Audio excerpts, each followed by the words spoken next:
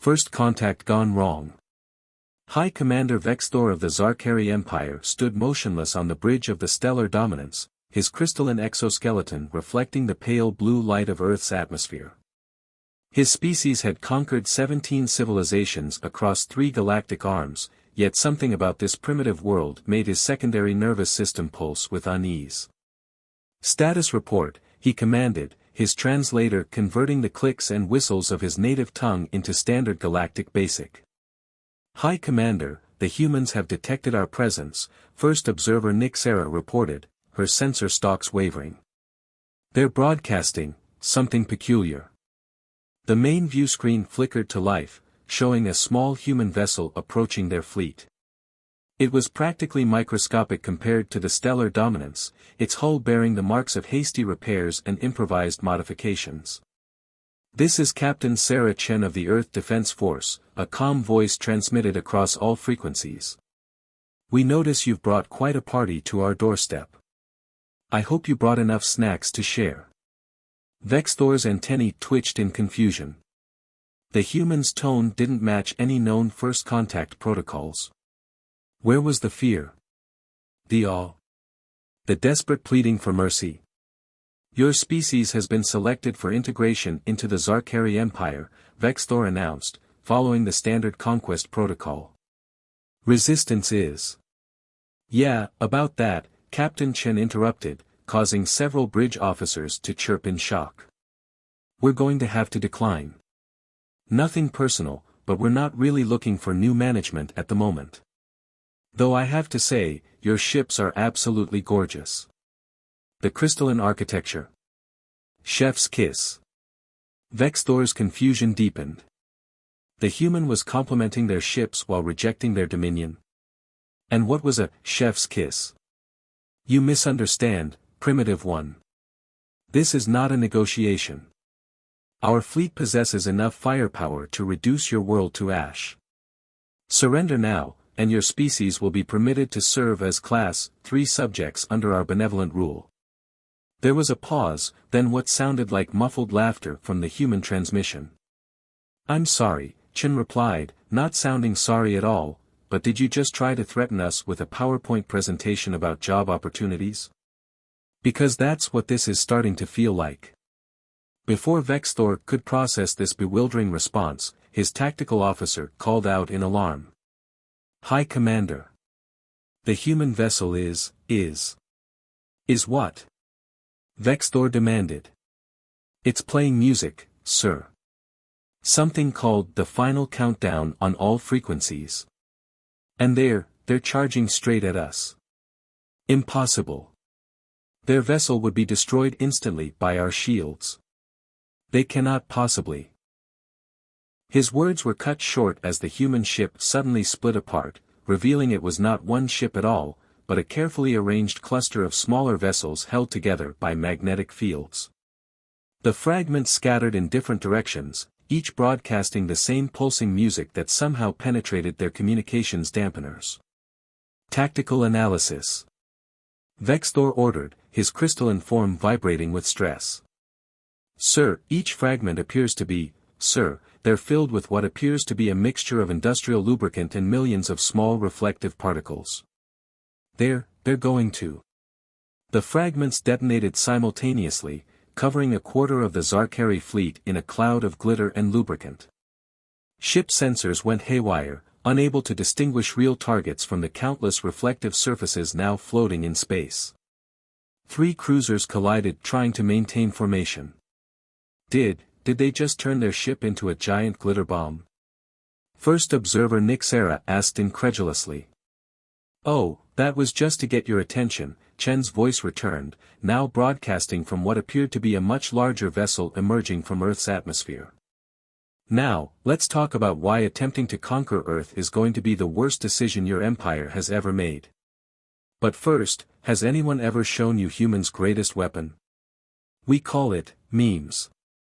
As the main screen filled with thousands of rapidly cycling images accompanied by what humans called earworm music, Vexthor realized that perhaps, just perhaps, they had made a terrible mistake in choosing Earth as their next conquest. The first signs that this wouldn't be a typical conquest appeared when their secondary fleet, attempting to establish a blockade around Earth's moon, reported that the humans had somehow converted an entire crater into what they called a disco ball, complete with rotating mirrors that played havoc with their targeting systems.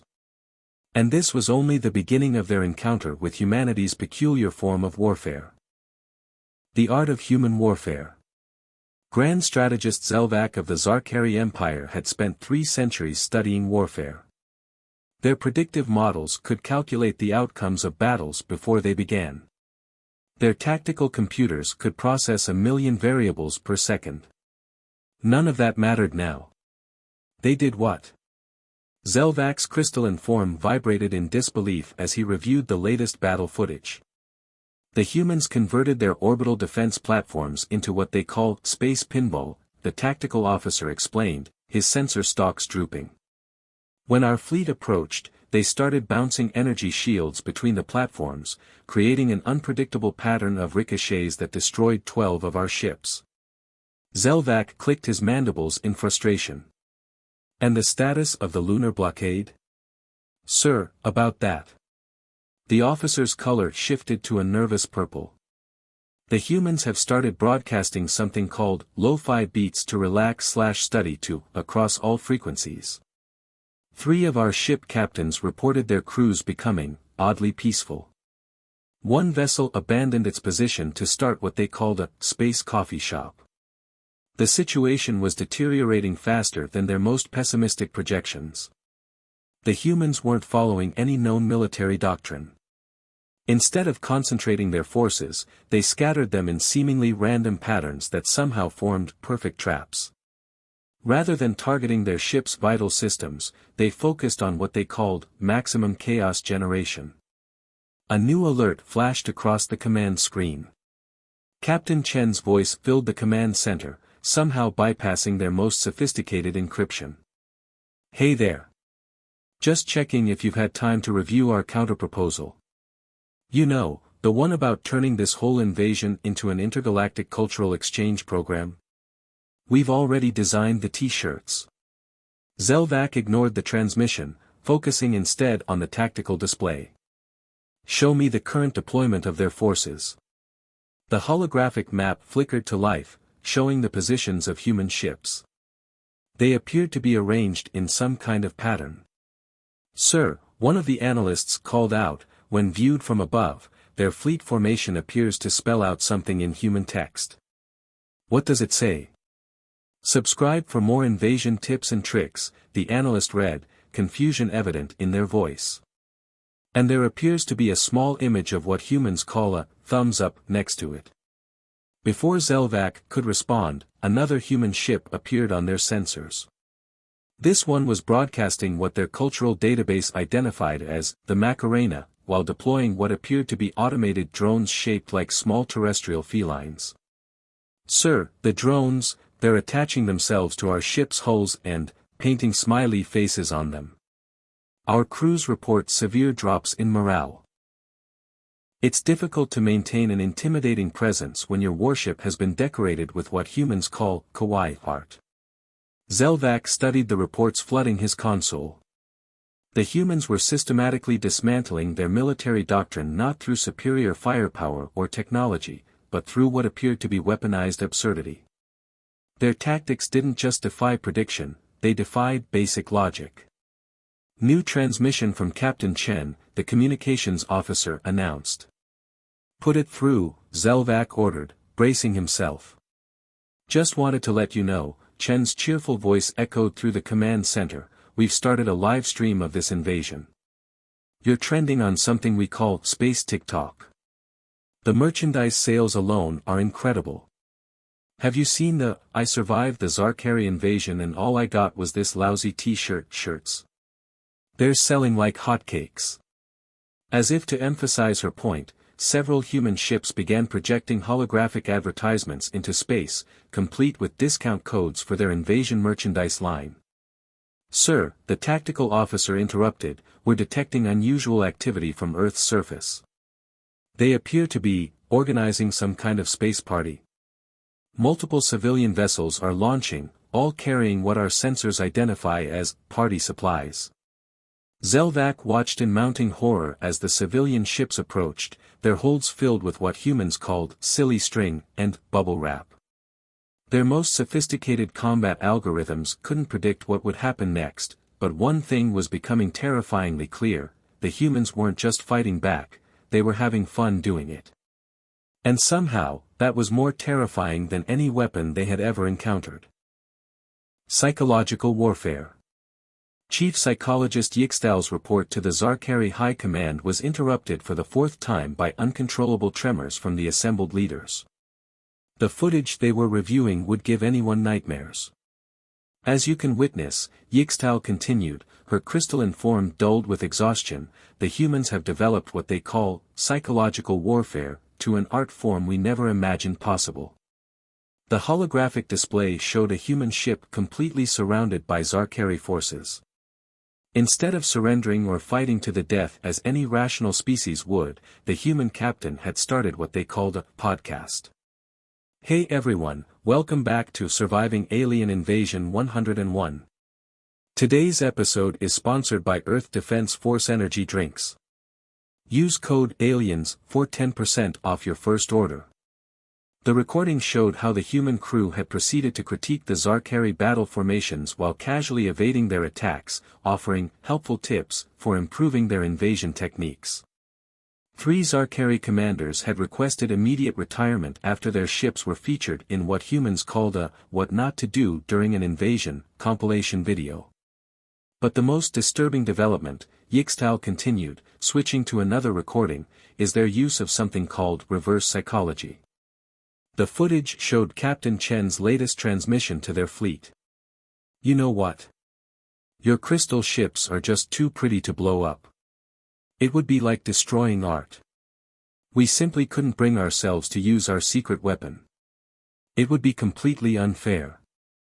Within hours, half the Zarkari fleet was obsessed with discovering this non-existent secret weapon, their tactical networks flooded with increasingly paranoid theories. Their methods defy all psychological models, Yixtal explained. When we project overwhelming force, they respond with humor. When we attempt intimidation, they start entertainment channels. Our attempts to demoralize them are turned into what they call reaction videos. A new alert interrupted her presentation.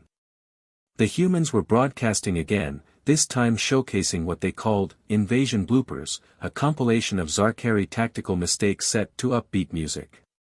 Most disturbing of all, Yixtal continued, her voice dropping to a whisper, they've begun rating our invasion attempts on something called Space Yelp. Our current rating is 2 stars out of 5, with comments suggesting we need to work on our dramatic entrance and villain monologues. The command chamber fell silent as another transmission cut through their defenses. It was a human child, apparently broadcasting from their educational facility. For my science project, I'll be analyzing the structural weaknesses in Zarkari ship design.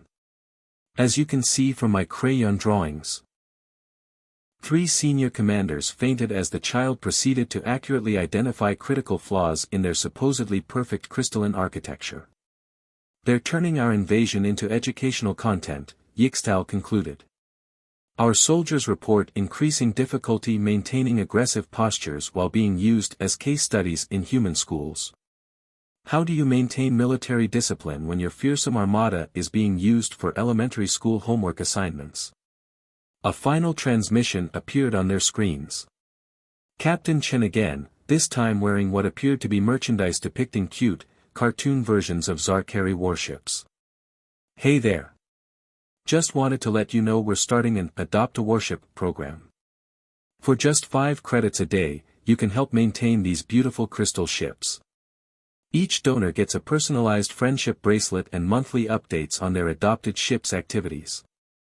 Who says invasions can't be wholesome? Yixtal's report ended with a series of increasingly desperate recommendations. The humans weren't just resisting, they were redefining the very nature of conflict. They had somehow turned an invasion into a multimedia entertainment franchise, complete with merchandising and educational spin-offs. And somewhere out there, Captain Chen was probably already planning the next episode of her increasingly popular How to Make Friends with Your Invaders series. The Breaking Point.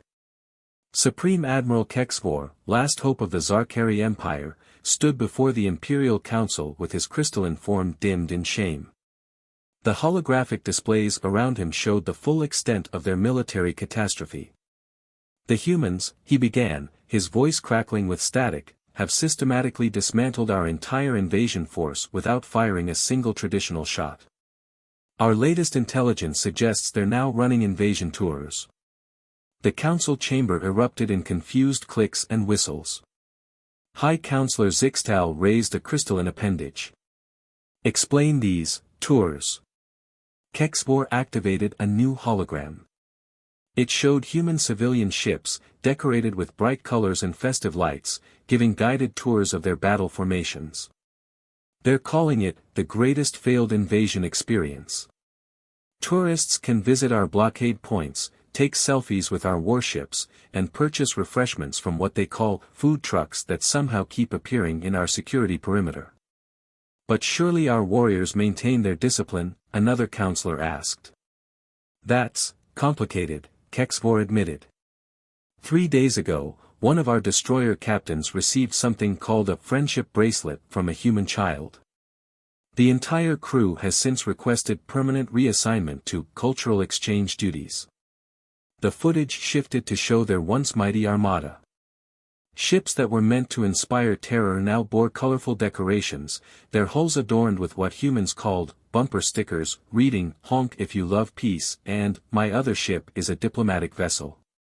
The situation deteriorated further when Captain Chen introduced something called Invasion Karaoke Night, Kexvor continued. Half our fleet is now more interested in perfecting their rendition of Don't Stop Believin' than maintaining combat readiness. A new alert flashed across the displays. The humans were broadcasting again, this time announcing the launch of their Adopt a Crystal Ship program's mobile app, complete with augmented reality features that let users virtually decorate Zarkari warships. Our attempts to maintain military pressure have been compromised, Kexvor admitted. The humans have started rating our tactical maneuvers on something called ratemyinvasion.com. Our latest formation received only 3 stars, with comments suggesting we need to work on our spacing and dramatic timing. The council watched in horror as another transmission cut through their security. It was a human entertainment program called Invasion Makeover, where design experts critiqued and suggested improvements for their warship aesthetics. Have you seen these crystal formations? So last century. What this invasion fleet needs is a pop of color, maybe some accent lighting. Kexvor's secondary heart nearly stopped when Captain Chen's familiar face appeared on all screens. Breaking news. We're excited to announce that the Zarkari Invasion Festival has been officially certified as carbon neutral. Thanks to our new solar power defense systems and recycling program for all invasion-related debris, we're making sure this conflict is environmentally responsible. They've turned our invasion into an eco-friendly tourist attraction, one counselor whispered in disbelief. That's not the worst of it, Kexvor said, his voice heavy. They've started a social media challenge called #InvaderChallenge. Humans are competing to see who can take the most creative selfies with our ships. The winning entries get featured on something called Instagram.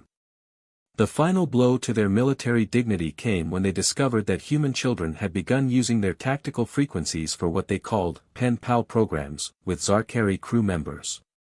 Several ship commanders were now regularly exchanging recipes and craft ideas with Earth families. We must face reality, Kexvor concluded. We cannot defeat an enemy that turns our most serious military efforts into family-friendly entertainment. They've weaponized hospitality itself.